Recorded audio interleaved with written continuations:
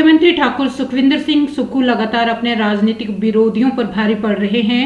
मुख्यमंत्री ने बिलासपुर घुमारवीं विधानसभा क्षेत्र के वद्दाघाट भराड़ी और झंडुत्ता विधानसभा क्षेत्र में अलग अलग चुनावी रैलियों के दौरान विपक्ष और भाजपा पर जमकर निशाने साधे और चुनावी चुटकी ली। उन्होंने कहा कि प्रदेश में जनता की संपदा को पिछली भाजपा सरकार में लूटा गया। बड़े बड़े माफिया तैयार हो गए। शुक्र व पुंखड में क्रैशर लगाकर पूरी खनिज संपदा डकार ली। ऐसे बहुत दानवीर बनते हैं लेकिन भ्रष्टाचार पर कमाई करने में लगे हुए हैं। ऐसे भ्रष्टाचारियों पर शिकंजा कसकर ही सरकार ने एक साल में 2200 करोड़ रुपए का अतिरिक्त राजस्व कमाया है। मुख्यमंत्री ने चुनावी जनसभाओं के दौरान तकनीकी शिक्षा मंत्री राजेश धर्माणी, पूर्व मंत्री ठाकुर रामलाल और लोकसभा उम्मीदवार सतपाल रायजादा समेत कई प्रभावशाली नेता मौजूद रहे। उन्होंने क्या कुछ नहीं किया। अधिकारी जैसे ही सत्ता बदलती है वैसे अधिकारी भी बदल जाते हैं। कह रहे थे, हमने तो काफी कोशिश की लेकिन वो डबल इंजन की सरकार क्या है कि केंद्र सरकार से हमें पैसा मिलेगा, हमारा खजाना लुटाते चले गए।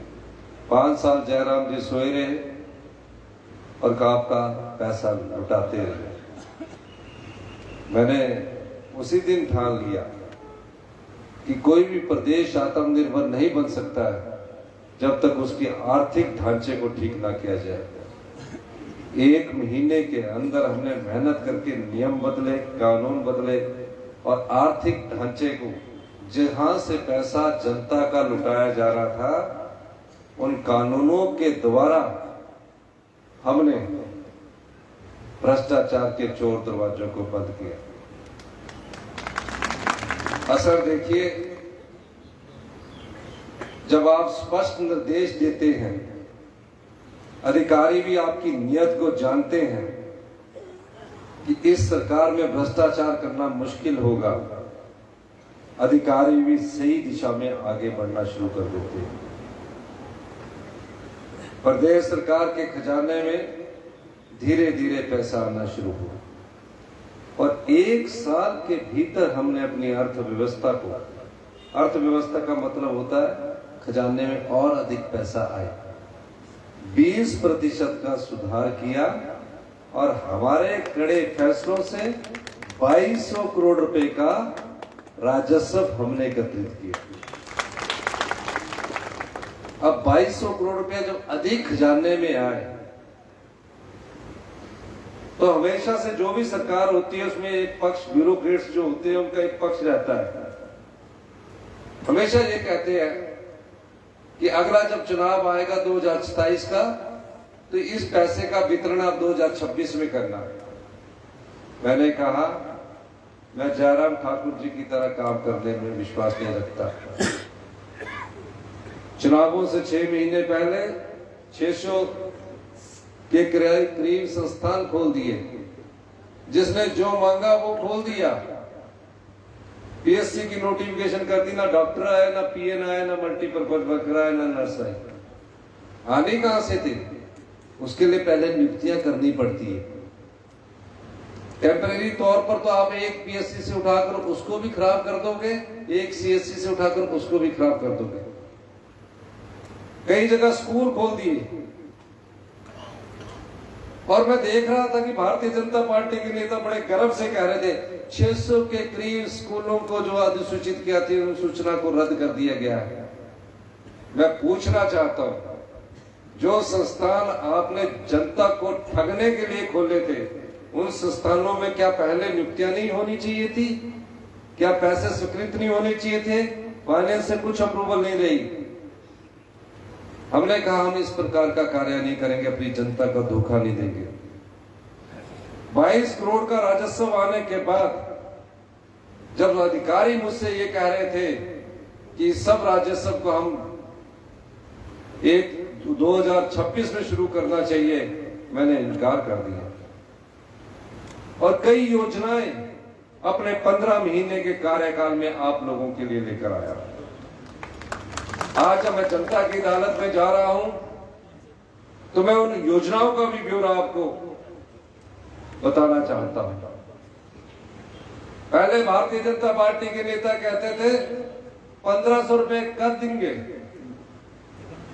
बोले 1500 कर लीजिए, ये बात वो करते रहे। हमने 1500 रुपए को चरणबद्ध तरीके से देना शुरू किया। 1 मई 2023 को मैं 15 अप्रैल मनाने स्पीति गया। मैं स्पीति क्यों गया 15 हिमाचल दिवस मनाने? इसलिए कि उस क्षेत्र के लोग अपने आप को हिमाचल प्रदेश और देश से अलग ना समझे। 75 साल में किसी मुख्यमंत्री ने स्पीति में हिमाचल दिवस मनाया। वहां की मैंने 1500 रुपया महिलाओं को देने की घोषणा की। 1 मई 2023 से वहां 1500 मिलना शुरू हो गया।